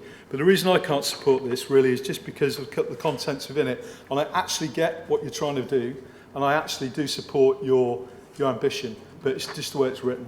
And it's where it says that it's going to underpin all activity within the council. Well, to me, that's a bit of you can't really do that, I don't think. And I also disagree with the 3 group leader decision, because you're absolutely right, Harry. This would be a breakdown of democracy. That's why we're all here, that's why we debate, and that's why we share a vote. And the outcome of that vote decides the way we go. And I think that's the right and proper way to do, and we should continue doing so. But I do welcome your thoughts. As I said, they're the same as ours. Thank you for actually agreeing with us on a few points. Maybe we should do more of it. And maybe we should discuss this openly outside as well, between ourselves, so we don't get to this debacle. Thank you. Yeah. Could I just ask on a point of order, if you like this amendment, but you're just a bit nervous about the wording, can we amend the wording of this amendment? Sorry to be ignorant, but I was only elected in May. Thank you, Chair. We have to deal with each amendment as it comes, so we might be okay to tweak a word or two, but actually if it's changing the context, we can't. We have to deal with that amendment. If that gets defeated, you can, of course, table another amendment. Thank you. So, what did he say? Councillor Epignon. Thank you, Chair. It's been mentioned that the council, this council, has declared a climate emergency, and that's going to influence a lot of the activities that this council undertakes going forward, and that's quite rightly so. And nobody on this side of the fence would object to that in any shape or form. It's also been mentioned that the purpose of this motion is to bring to the table the concept of environmental sustainability. Now, in my book, if this council does not have a sustainable economic plan, a sustainable environment plan, sustainable communities, indeed any type of sustainable planning and action that we take, we will not have a viable community. And so for me, sustainability is embedded in this framework and architecture that's been set forth today. And we should, I think, embrace that. And then as we move forward in discussing the more detailed elements of this and how we engage with our residents and customers, because we do have customers, despite Councillor Matheson's objection to the word, then I think we can begin to flesh out some of the elements that underpin what we're trying to do. So from that point of view, and given what Councillor Richardson and others have said, I cannot possibly submit this, support this amendment. Councillor Warboys.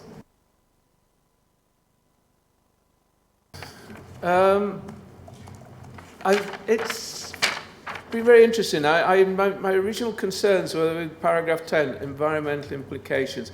We now have an amendment, and it sort of things are getting very muddled up. It's a real good case, I think, of not being able to see the wood for the trees.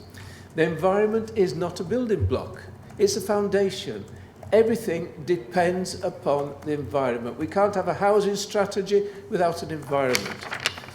The environment should be really sort of shown by a continuous ring that underpins all the council's activities, all its plans. Everything the council does has a carbon imprint. It has consequences for emissions. There is nothing within this corporate plan, which is going to last for the next 8 years, about auditing the council's carbon emissions.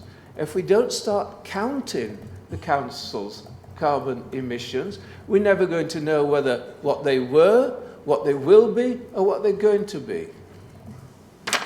It's vital, I think, now that we set a sort of clear strategy for how we are going to look at the environmental consequences. We need to start now auditing. It needs to be the framework within which our environmental task force works. There needs to be a clear frame of reference. That is why we need to put within this visualization that the environment underpins it all. It's not a case of the trees, it's not a case of the biodiversity, it's about the carbon emissions of the council and its activities. It is wrong when it says here, there are no immediate environmental implications arising from the adoption of a revised corporate plan. Of course there are. Everything we decide will have consequences. If we hold a meeting, it has consequences for the environment. If we stop using paper, it has consequences. We use more electricity to look at the documents on our laptops. So I'm supporting this amendment because it places the environment right at the heart of what we do. Councillor Morrison. Thank you, Chair. So I'm sensing a slight contradiction in some of the messaging coming from the administration tonight on this issue. So Councillor Richardson and Councillor Epkin-Young said, absolutely, yeah, the environmental issue does indeed envelope all of the issues. And from Councillor Humphreys, objected to the point in the motion that says it underpins all activity within the council. So I'm genuinely interested in, and you might be right, what are those things that don't come within that envelope? If there aren't things, then why does that lead you to reject the motion? Thank you. We're not debating the amendment, so I'm sorry, we're not.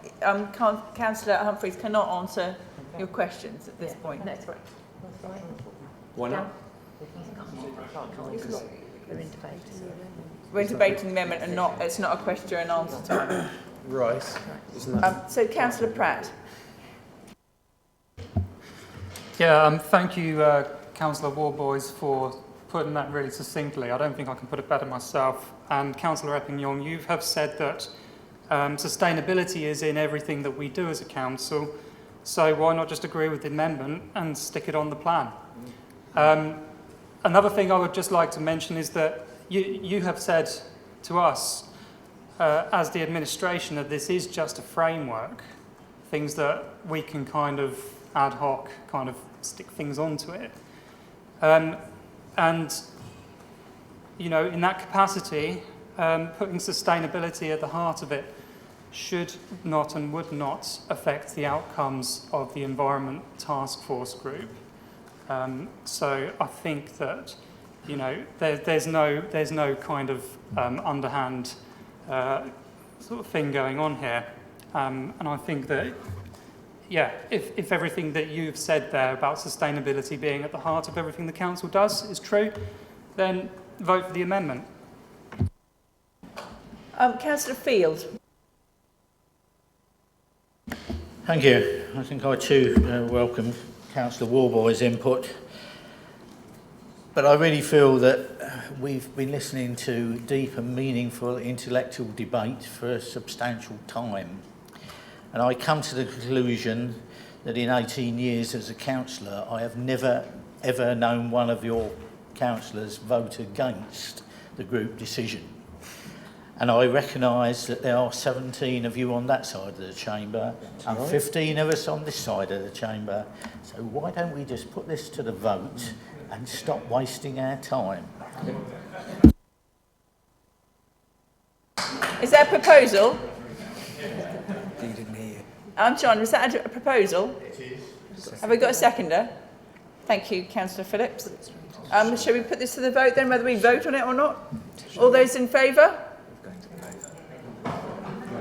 Of going straight to the vote. No. You're going to vote on the amendment, so you don't want to put your hand up. Oh right, okay. Oh right. Oh, I see that vote. Right. You show a hands on the amendment. So we're showing a hands on the amendment here. Those in favour of the amendment. All those in favour?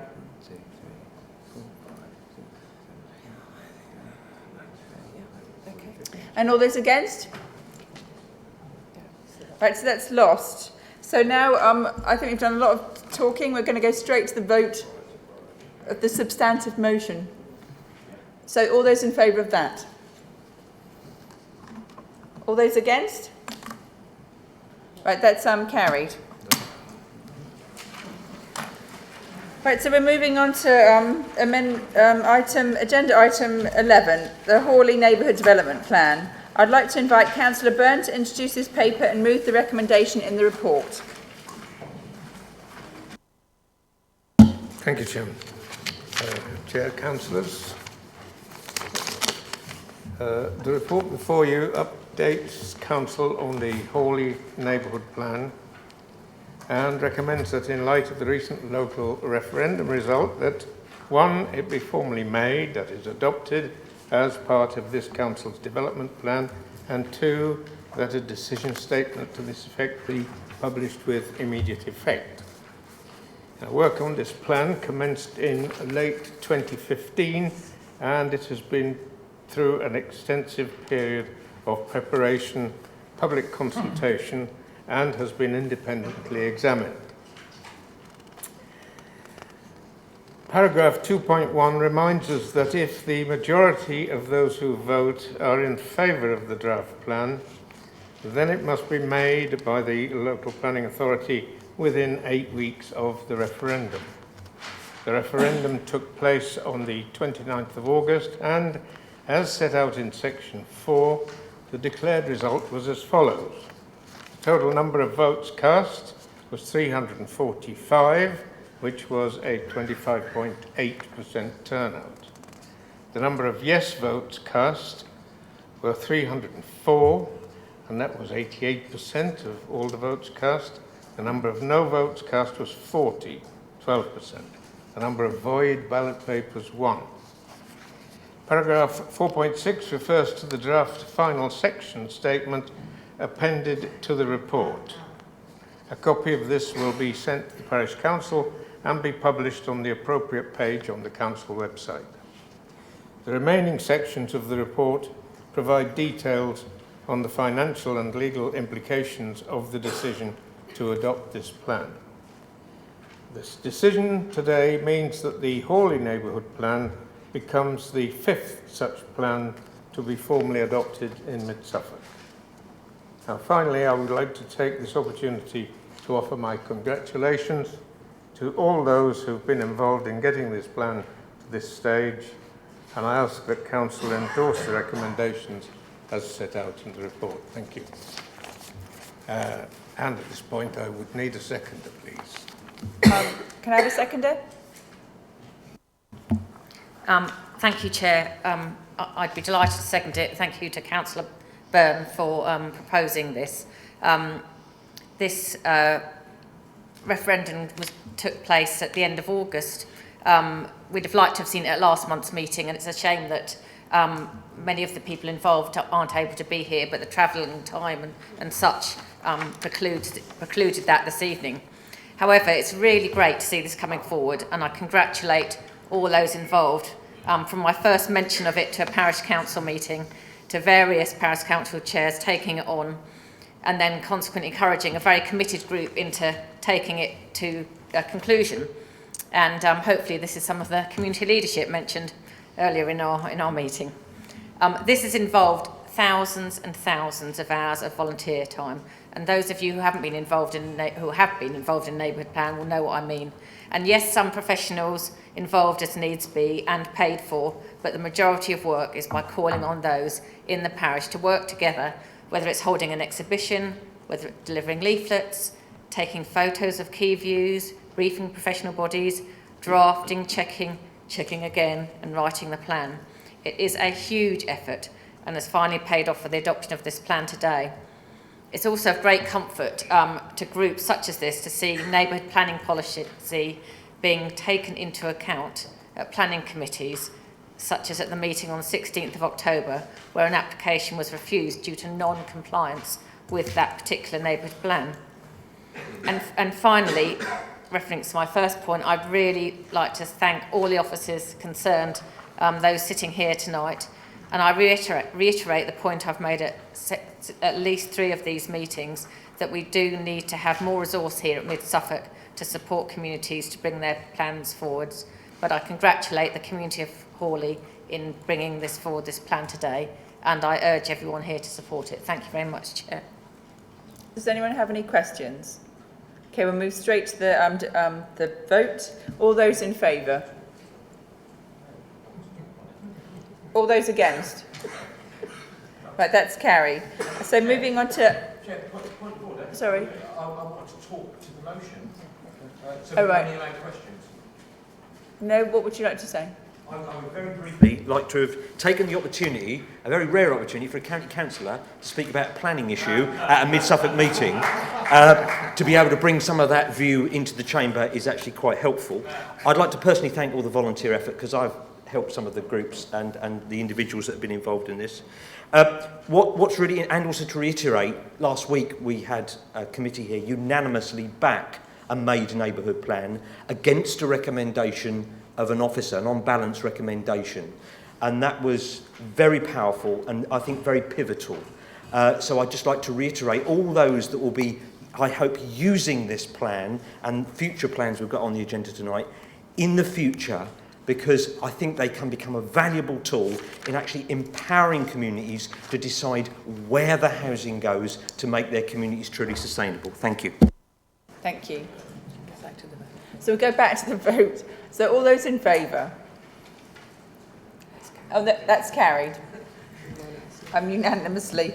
Agenda item 12, the Thurston Neighbourhood Development Plan. I'd like to invite Councillor Byrne to introduce this paper and move the recommendation in the report. Thank you, Madam Chairman. Yes, this second report, which follows the same format as the item just discussed, updates the Council on the progress of the Thurston Neighbourhood Plan.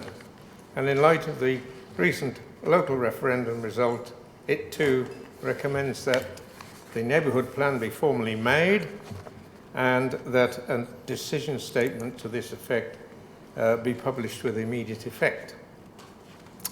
Now, that referendum took place on the 12th of September, and the declared result was as follows. The total number of votes cast was 860, which was a 32.87% turnout. The number of yes votes cast was 824, which is approximately 96%. And the number of no votes cast was 35, approximately 4%.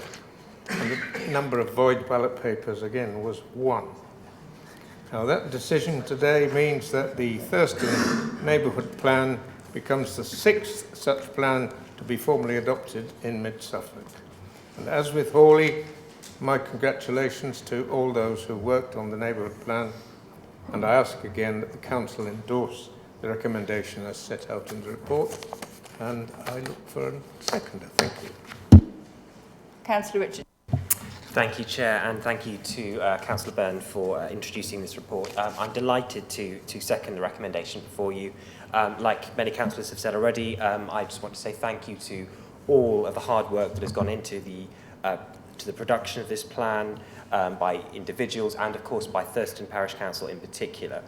This is a very thorough and detailed plan, and I think it offers real benefits to the local community and will have a tangible impact on local planning policy. I too, like Councillor Eben and Councillor Stringer, was there at the meeting on the 16th of October and saw the real impact that neighbourhood plans can have, and I hope that this will offer residents in Thurston a chance to have a voice in local planning that will be heard and will be considered and viewed sympathetically by the council. I think this is a real achievement for Thurston. I think it will significantly benefit the overwhelming majority of people who voted in favour of it in the referendum, and I hope the council will offer it its unreserved backing in the vote. Thank you. So moving to questions and anyone who wants to speak to the motion, Councillor Mansell. Thank you. In Councillor Turner's absence, I would like to echo a lot of Councillor Richardson's thoughts about Thurston and its neighbourhood plan. An awful lot of hard work has gone into it, and I too hope that Council is able to support Thurston's neighbourhood plan. Would anyone else like to speak? So we'll move straight to the vote. All those in favour? That's unanimous and therefore carried. Agenda item 13, Councillor appointments. I would like to invite Councillor Morley to introduce this item.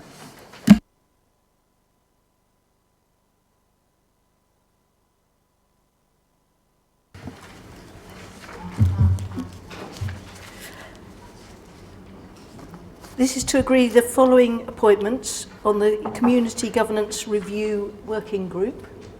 Bit of a mouthful.